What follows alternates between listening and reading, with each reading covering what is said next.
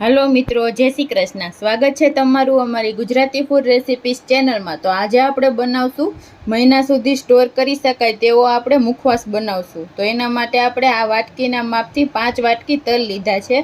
1 वाटकी आपणे वरियारी लीधी छे, हळदर ने मीठुं जोहे आपणे, अने आपणे आ फूड कलर लीधा छे। 4 कलरना आपणे तलने कलरवाळा करशुं। तो पहेला आपणे आ तलने अलग अलग बाउलमां काढी लेशुं। तो આપણે 4 अलग अलग बाउल લીધા છે। આપણે બધા બાઉલમાં આ એક એક વાટકી આપણે તલ એડ કરી દેશું।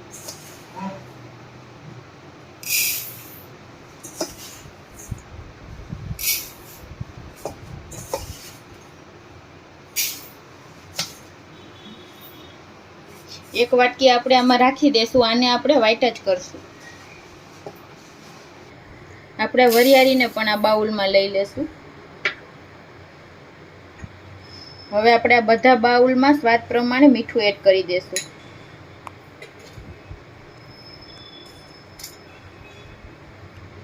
આપણે વરિયાળીમાં પણ મીઠું એડ કરી દેશું અને હળદર એડ કરી દેશું। તો આપણે આ વરિયાળીમાં એક હળદર છે ને એક આપણે બાઉલમાં હળદર નાખશું। બીજામાં આપણે આ ગ્રીન કલર છે એ આપણે એડ કરી દેશું ચપટી જેટલો। આપણા લાલ કલર છે એ પણ આપણે આમાં થોડો એડ કરી દેશું। આ આપણો ઓરેન્જ કલર છે ને આ પણ આપણે રેડ કલર છે એ આમાં એડ કરી દેશું।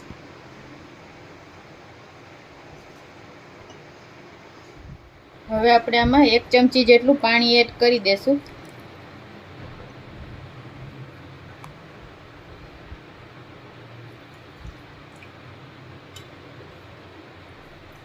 આ પાણી એડ કરવાથી આપણો આ કલર અને મીઠું એકદમ સરસ તલમાં કોટ થઈ જાય।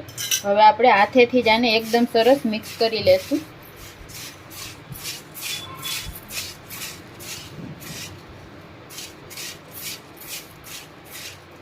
આવી રીતે એકદમ સરસ આપણે આને કોટ કરી લેવાના છે।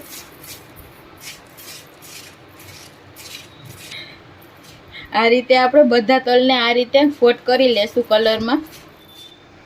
તો આપણે બધા તલને અલગ અલગ કલરમાં આપણે કોટ કરી દીધા છે। હવે આપણે આને તડકે સૂકવવાના છે। જો તડકે સૂકવવા હોય તો આપણે 2 કલાક સૂકવવાના, છાંયે સૂકવવા હોય તો એકદમ સરસ કોરા થાય ત્યાં સુધી આપણે આને સૂકવી લેવાના છે। તો હવે આપણે બધા અલગ અલગ સૂકવી દેશું। તો આપણા આ તલ 3 થી 4 કલાક આપણે આને તડકે સૂકવાતા તો એકદમ સરસ આપણે આ સુકાઈ ગયા છે। તો આપણે આ બધા ભેગા કરી દીધા છે અને આ વરિયાળી પણ આપણે એકદમ સરસ સુકાઈ ગઈ છે। તો હવે આપણે આને શેકી લેશું। આપણે આ ચાયણામાં લઈને આપણે આને વધારાની હળદર અને મીઠું આવી રીતે ચાળી લીધા છે એટલે આપણે શેકવામાં આ બળી ન જાય।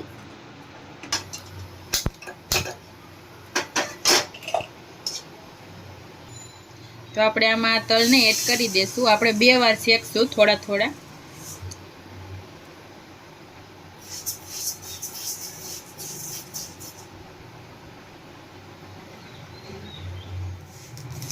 તો આપણે આને સતત ચલાવતા જઈને એકો એક તલ ફૂટી જાય ત્યાં સુધી આપણે આને શેકી લેવાના છે। આ રીતે અવાજ આવશે તલ ફૂટવાનું। ગેસ આપણે મીડિયમ રાખવાનો છે।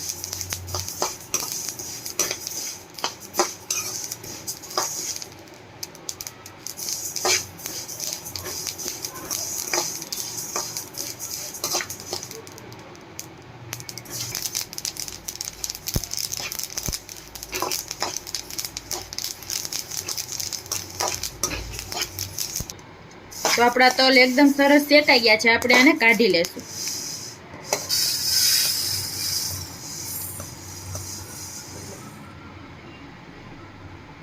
આ રીતે આપણે આ બીજા છે એને પણ એવી રીતે જ આપણે શેકી લેશું સતત હલાવતા જઈને। તો આપણે આ વરિયાળીને પણ 2 થી 3 મિનિટ માટે શેકી લેશું।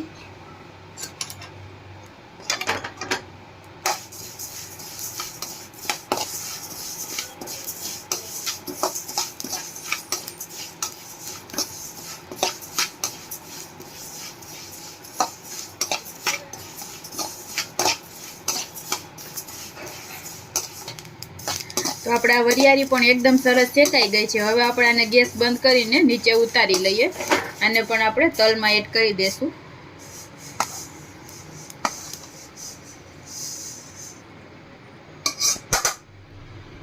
તો આપણે આ બધો જ મુખવાસ ચાયણામાં લઈને પાછો એકવાર ચારી લીધો છે, તો આ વધારાનો કાંઈ કચરો હોય તો એ નીકળી જાય. તો આપણે આ બધો ચારી લીધો છે. તો આપણે આ બધો મુખવાસ હવે એક મોટા વાસણમાં કાઢી લીધો છે. હવે આપણે એમાં ધાણાદાળ એડ કરી દેશું. તો તમને જેટલી પસંદ હોય એટલી તમે આમાં લઈ શકો છો. આપણે અત્યારે 1 બાઉલ જેટલી લેશું. આને મિક્સ કરી દેશું મુખવાસમાં.